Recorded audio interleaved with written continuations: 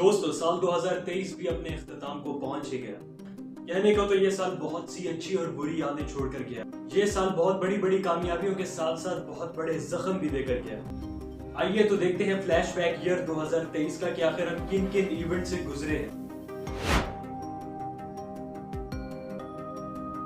दोस्तों साल 2023 का आगाज ही बड़ा दर्दनाक हुआ। जी हाँ, मैं बात कर रहा हूँ वेस्ट एशिया में आने वाले ज़लज़ले की।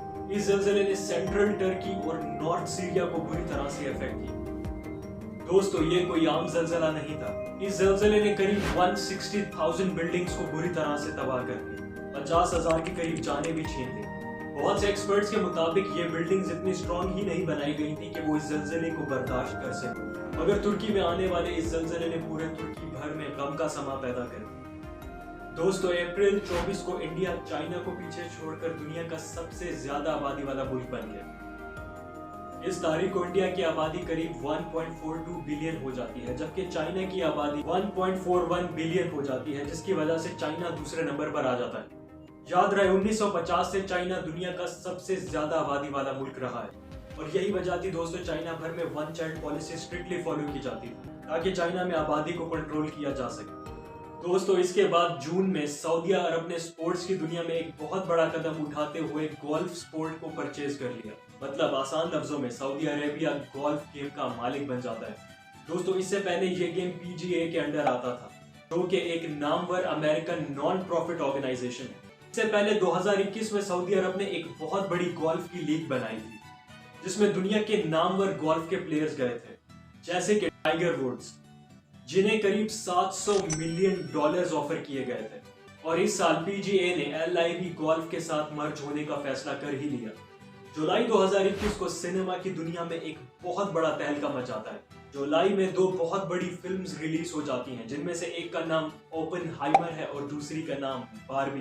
ओपनहाइमर मूवी जो कि रॉबर्ट ओपनहाइमर की कहानी है, जिन्होंने एटॉमिक बॉम्ब रिलीज किया। ये सारी मूवी हिस्टोरिकल इवेंट्स पे बेस्ड है, जबकि दूसरी तरफ बारबी एक फैंटेसी बेस्ड मूवी है। ये दोनों मूवीज एक दूसरे से बहुत ज्यादा मुख्तलिफ थी। एक तरफ क्रिस्टोफर नॉलन जो कि बहुत बेताब थे अपनी मूवी ओपनहाइमर की सक्सेस के लिए, मगर दोस्तों सवाल ये उठता है कि आखिर इन दोनों मूवीज में से जीता कौन था। तो दोस्तों इसका जवाब है बारबी। दोस्तों बारबी मूवी ने करीब 1.38 बिलियन डॉलर्स कमाए, जबकि ओपनहाइमर ने 926 मिलियन डॉलर्स कमाए। इसका मतलब है बारबी मूवी ने एक बहुत बड़े मार्जिन से अपनी सक्सेस हासिल। दोस्तों इन दोनों मूवीज का साथ में रिलीज होना ही एक बहुत बड़ी कंट्रोवर्सी सी बनती चली जा रही है। कोई ओपनहाइमर को प्रमोट कर रहा था तो कोई दूसरी तरफ बारबी के चर्चों का जिक्र कर रहा था, मगर at the end of the day Barbie ने अपनी बाजी मार ही ली। दोस्तों इसके बाद जुलाई में एक बार फिर कुछ इंटरेस्टिंग हो जाता है। इस बार कोई मूवी रिलीज नहीं होती, बल्कि इलॉन मस्क ट्विटर कंपनी को $44 बिलियन में खरीद लेते हैं। दोस्तों सिर्फ यही नहीं होता, बल्कि ब्लू टिक का फीचर भी आम कर दिया जाता है। मतलब अगर आप पे करते हैं तो आपका अकाउंट भी वेरीफाइड हो जाता है और ऐसे में आपको ब्लू टिक भी मिल जाता है। और इसी तरह ट्विटर का नक्शा टोटली तब्दील हो जाता है। अरे ट्विटर नहीं, बल्कि अब तो इसका नाम X है। जी हाँ, इलॉन मस्क ना सिर्फ इस कंपनी को खरीदते हैं, बल्कि इसका लोगो भी चेंज करके X बना देते हैं और इसका नाम भी X हो जाता है ट्विटर की बजाय। दोस्तों अगस्त 2023 में इंडिया अपना सबसे बड़ा स्पेस मिशन लॉन्च कर देता है, जिसका नाम है चंद्रयान 3। बाद में दोस्तों यही प्रोजेक्ट इंडिया के लिए एक बहुत बड़ी सक्सेस बन जाता है।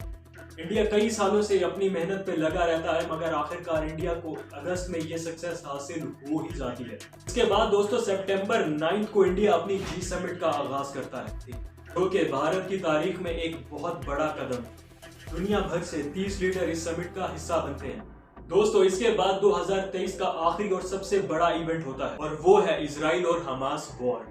अक्टूबर 7 को हमास ताबड़तोड़ हमला कर देता है इजराइल पर, जिसमें करीब 1200 इजरायली मारे जाते हैं और बहुत से लोगों को इजराइल की जानिब से कैदी बना लिया जाता है। इसके बाद दोस्तों इजराइल अपनी तरफ से हमले की शुरुआत करता है और ये हमला बहुत ही ज्यादा खतरनाक होता है, जिससे करीब 20,000 लोगों की अमवात होती है, जिनमें सबसे बड़ी तादाद बच्चों की होती है। दोस्तों ये जंग सिर्फ इजराइल और हमास की जंग नहीं रहती, बल्कि ये दुनिया भर को अपनी लपेट में लेने लगती है। दुनिया के बहुत से मुल्क अपनी तरफ से इस जंग को रोकने की कोशिशों में लग जाते हैं, मगर ये जंग सिर्फ इजराइल और हमास के बीच नहीं रहती, बल्कि ये जंग इंसानियत की जंग बन जाती है।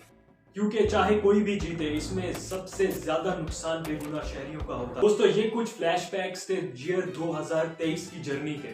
उम्मीद करता हूँ आने वाला साल 2024 हमारे लिए ज्यादा खुशियां लेकर आएगा। दोस्तों मुझे पूरी उम्मीद है ये वीडियो आप सबको बहुत पसंद आई होगी, और अगर ये वीडियो पसंद आई है तो चैनल को सब्सक्राइब करना बिल्कुल ना भूलें।